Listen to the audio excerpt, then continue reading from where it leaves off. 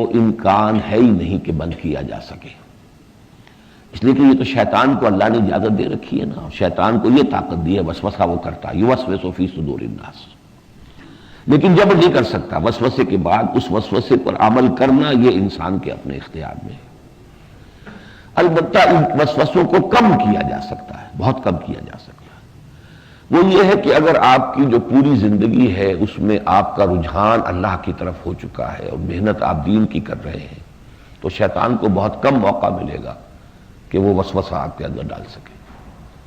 اگر آپ لگے ہیں دنیا داری کے اندر ہی اور صرف جو ہے دین کو ایک چھوٹا سا ضمیمہ بنا رکھا ہے، بس نماز پڑھنی ہے، روزہ رکھنا ہے، باقی تو ساری سوچ، ساری غور و فکر جو ہے وہ دنیا کے لیے ہے، تو وہ تو پھر نماز میں بھی آپ کو وہ پیچھا نہیں چھوڑے گا۔ وہ دنیا بھی پیچھا نہیں چھوڑتی نماز میں بھی، اور نہ شیطان پیچھا چھوڑتا ہے۔ تو جہاں تک تو وسوسے کے آنے کا ہے کہ بالکل سد باب وہ ممکن نہیں ہے، بلکہ حضور سے صحابہ نے بعض نے کہا کہ حضور ہمارے دل میں ایسے خیالات بھی آتے ہیں کہ ان کو زبان پر لانے سے کہیں زیادہ ہمیں یہ بہتر نظر آتا ہے کہ ہمیں زندہ جلا دیا جائے، ایسی بات۔ تو حضور نے فرمایا کیا تمہیں واقعی ایسا محسوس ہوتا ہے کہ تمہیں اتنا صدمہ ہوتا ہے اس پر؟ عرض کیا جی ہاں۔ فرمایا یہ عین ایمان ہے، یہی تو ایمان ہے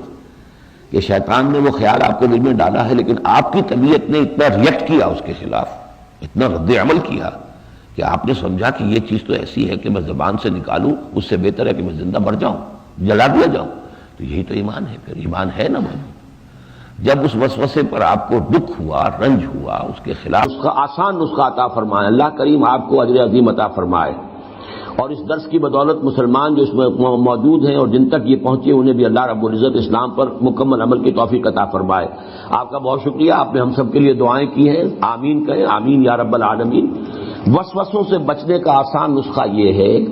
کہ اپنے ذہن پر ایک دھن ایسی سوار کر لو کہ باقی تمام چیزیں اس میں سے نکل جائیں۔ حدیث نبوی ہے من جعل ہمومہ ہما واحدا ہم الآخرۃ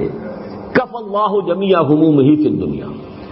یعنی اپنے تمام تفکرات کو ایک فکر میں گم کر دو اور وہ آخرت کا فکر ہو۔ جب سارے فکر اس کے تابع ہو جائیں گے تو ذہن ہمیشہ اسی میں لگے گا، نماز میں بھی آپ کھڑے ہوں گے تو جب دوسری چیزیں سب کی تابع ہو چکی ہیں تو اب وسوسے نہیں آئیں گے۔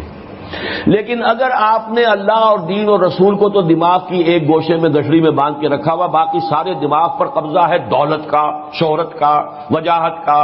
رشتوں کا، حیثیتوں کا، تو ظاہر بات ہے نماز میں تو پھر جو دماغ میں جو ہوگا چکی وہی کچھ پیسے گی جو اس کے اندر ہے، آپ نے ڈالا وہی وہ ہے۔ تو نماز میں یہی ہوگا کہ آپ جو ہیں وہ کہیں گے کچھ الحمدللہ رب العالمین الرحمن الرحیم، اور خیال یہ ہوگا کہ فلاں جو ہے میری دکان پر فلاں چیز ختم ہوئی تھی، وہ آیا تھا گاہک میں نہیں دے سکا، اب مجھے جا کر خریدنی ہے، اس لیے کہ آپ کے ذہن پر وہی بستولی ہے۔ تو ہونا یہ چاہیے کہ فکر، اللہ کی محبت، اللہ کے مطلوب و مقصود ہونے کی کیفیت، آخرت کا تصور، اس کی جواب دہی، یہ چیزیں اتنی چھا جائیں کہ پھر یہ کہ شیطان کو بھی داخل ہونے کے لیے بڑی محنت کرنی پڑے، مشقت کرنی پڑے، اس کے اندر کوئی ہیڈ وے بنانے کے لیے